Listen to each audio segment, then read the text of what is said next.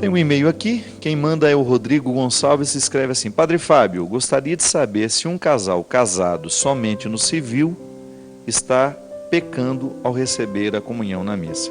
Meu filho, a comunhão, como já é um assunto muitas vezes aqui discutido, a Eucaristia, aquela partícula que nós recebemos durante a participação da missa, ela não é recomendada aos que não estão devidamente casados na igreja.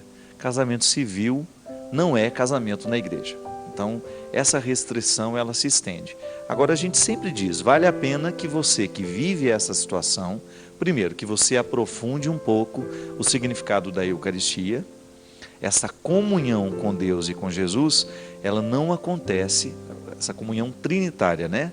Com o Pai, com o Filho e o Espírito Santo, ela tem outras dimensões que precisam ser especificadas para que o casal não se sinta abandonado ou não se sinta impedido de viver essa comunhão com Cristo. A palavra também é uma forma de presença real. E essa participação da palavra, a pessoa não está restrita. Ela pode viver e participar tranquilamente. Muitas vezes o que falta para nós é um pouco de clareza, né, na hora que explicamos isso, mas eu compreendo, é sofrido mesmo para a pessoa que está impossibilitada de viver a comunhão eucarística na partícula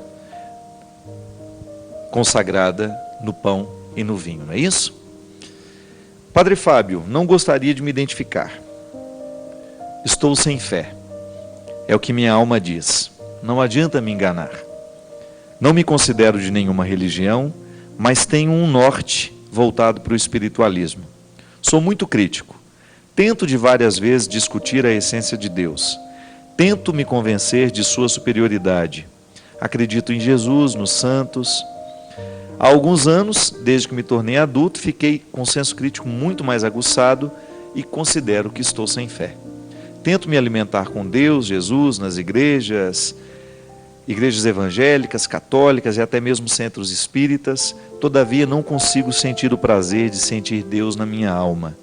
E eu tenho bastante, Padre, muito desejo de senti-lo.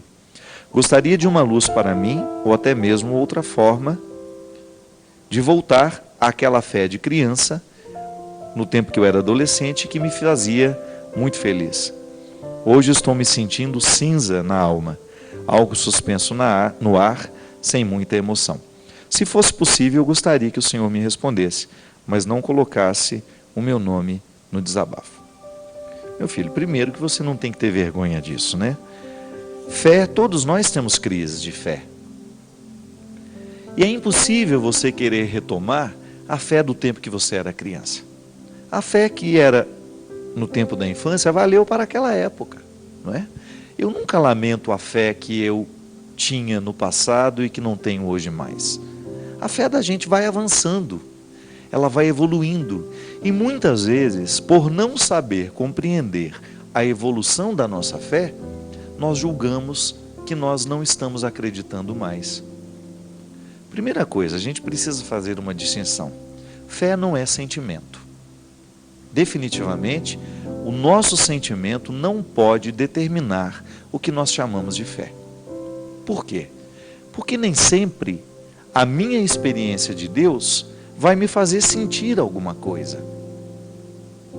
Da mesma forma como eu posso pegar um texto, fazer a leitura daquele texto e ele não tocar absolutamente nada na minha sensibilidade. O texto continua tendo o seu valor, não é verdade? Pode ser que naquele momento eu não estivesse tão sensível para perceber aquele texto, para perceber as belezas que estão presentes nele. Na vida é assim. A nossa experiência de fé consiste, primeiro, a gente tem que compreender que é um dom que nós recebemos. Eu não tenho fé porque eu quero. É um dom que eu recebo de Deus. E por isso que é o primeiro dom que nós precisamos pedir todos os dias quando a gente levanta. Senhor, me dê a graça de continuar acreditando. E aí nós precisamos compreender que a nossa fé em Deus, ela tem outros desdobramentos. Por exemplo, quando eu acredito em Deus, eu sou convidado também a acreditar na humanidade. Você já parou para pensar que muitas vezes existem pessoas que acreditam em Deus e não acreditam na humanidade? E que existem pessoas que acreditam na humanidade, mas não acreditam em Deus? É natural que essa dicotomia aconteça. Sobretudo, por exemplo, depois do Iluminismo, que foi aquela época da história em que as ciências quiseram explicar todos os ocultismos que estavam presentes na Idade Média, os exageros da religião, né, ou até mesmo aquele excesso de superstições que fazia parte do contexto da Idade Média, foi altamente criticado pelo tempo das luzes, né, do Iluminismo, que veio como uma revolução cultural que tentou desfazer e menosprezar todo o processo de fé humana. Só que aí hoje nós estamos num momento em que a crítica do Iluminismo já nos serviu para a gente corrigir os nossos exageros daquele tempo, para a gente encontrar um equilíbrio hoje na nossa forma de acreditar em Deus, equilibrando essa fé em Deus com a fé na humanidade. Eu me recordo que o grande salto de fé que eu dei na vida foi no momento em que eu compreendi que a minha fé em Deus estava diretamente ligada na minha fé ao ser humano. E que eu não podia acreditar em Deus descrendo do ser humano. E que o mesmo processo também seria inválido. Não posso acreditar somente na humanidade e descrer em Deus. É nesse equilíbrio que eu preciso contextualizar a minha fé. Muitas vezes, meu filho, o que a gente considera falta de fé é um desequilíbrio entre uma realidade e outra. E agora eu já falo para você também que me escuta. Como é que está o equilíbrio entre a sua fé em Deus e fé na humanidade? Porque o bem-estar espiritual que nós precisamos viver, o que eu chamo de bem-estar? Uma fé equilibrada que faça bem ao coração humano, ela precisa mover a fé que eu tenho em Deus para a realidade histórica onde eu estou situado. Eu digo isso, precisa equilibrar, porque muitos desequilíbrios que nós encontramos na humanidade hoje estão diretamente ligadas ao processo de fé em Deus. Olha, minha gente, eu não tenho medo de dizer isso. Como homem da religião, que lida o tempo todo com o processo religioso, eu encontro muitas pessoas em que a religião fez muito mais mal do que bem. Pessoas desequilibradas. Pessoas que perderam o referencial de bom senso. E você deve conhecer gente assim também. Que por causa da fé em Deus, acabaram desprezando a vida humana, acabaram renegando, relegando todo o processo humano histórico, desconsiderando, Muita gente deixou em alguns momentos, de 10, 20 anos atrás, eu cheguei a encontrar muita gente que chegou a negligenciar a saúde, negligenciar o cuidado com o corpo, porque julgava isso um desacato a Deus. A fé em Deus lhe privava de todos os prazeres humanos. E veja bem, isso não é saudável. O sacrifício faz parte da religião? Faz. Todo místico vai ter a sua dimensão de sacrifício, encontrar na vida o lugar do sacrifício. Só que a gente precisa entender que sacrificar é fazer ser sagrado. Então eu sacrifico a minha vida, mas não significa que eu fico lá sofrendo o tempo todo, não. Eu faço ser santo tudo o que é meu. Eu coloco sobre o altar para sacrificar, para tornar sagrado, para tornar santo.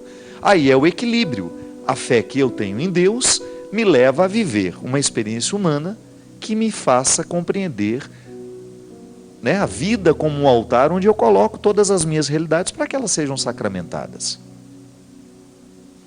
Em outros momentos você também via a humanidade sem Deus. A religião se transformando numa sociologia, apenas, sem transcendência, sem adoração, sem louvor. Não pode. É o equilíbrio. O louvor que eu presto a Deus me ajuda a compreender o processo histórico. Então eu tenho que ter solidariedade com os que sofrem, eu preciso acudir os que estão necessitando de mim, da mesma maneira como eu também receberei o auxílio de quem está do meu lado. Então, às vezes, meu filho, quando nós dizemos que nós estamos sem fé, pode ser que esteja faltando um pouco de equilíbrio entre uma coisa e outra. Eu consideraria que não tem fé é aquele que não acredita mais em Deus, nem acredita mais na humanidade. Porque se em alguns desses aspectos nós estamos presos, se eu consigo ter fé na humanidade, então eu posso examinar nesse processo de fé histórica que ali existe sim uma presença de Deus me impulsionando a crer na humanidade. Se eu posso dizer que creio em Deus, mas estou totalmente descrente da humanidade, eu preciso resolver essa contradição, porque como é que eu posso acreditar em Deus se eu não estou vivendo o desdobramento dessa fé aqui na história? Não é verdade? Então este equilíbrio é importante. E muitas vezes nós consideramos como falta de fé a nulidade de um desses aspectos, destes pontos. E aí nós precisamos buscar, mergulhar dentro da nossa condição humana e investigar bem o que é que nós compreendemos como fé, não é verdade? Onde é que eu estou errando nessa compreensão toda? O fato é que, muitas vezes, nós ficamos insistindo numa fé imatura e quando passa o tempo dessa fé imatura, ela já não nos sustenta mais, a gente fica achando que não nos restou mais nada. Mas é por isso que a Sagrada Escritura fala de maneira tão clara e de maneira tão direta. Em um tempo da vida, a gente precisa de alimentos líquidos, por causa da dificuldade de engolir, não é verdade? Mas vai chegar um momento em que nós estaremos preparados para os alimentos sólidos. E eu acredito nisso, traduzindo isso para o contexto da nossa experiência de fé. Em muitos momentos da nossa vida, nos é permitido ter uma fé ingênua, porque faz parte daquele momento. Mas depois essa fé precisa amadurecer. Eu não posso querer, na minha idade adulta, acreditar da mesma forma como eu acreditava no tempo que eu era criança. Eu posso até guardar muitas coisas bonitas da minha infância, da minha inocência, mas a minha fé precisará avançar.